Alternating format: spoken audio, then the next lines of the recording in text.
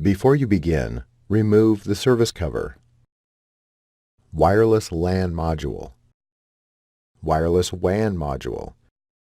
Hard disk drive assembly. Optical drive. Keyboard. Top cover. Battery. And display panel assembly. Removal. Important.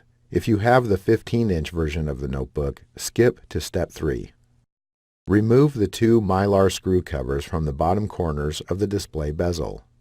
Remove the 2 4mm P1 Phillips head screws that secure the display bezel to the display enclosure. Carefully pry up the inside edges of the display bezel from the top, sides, and bottom to disengage it from the display enclosure. Important. The edges of the display bezel are held in place with adhesive. Take care when removing them from the display enclosure. Lift and remove the display bezel.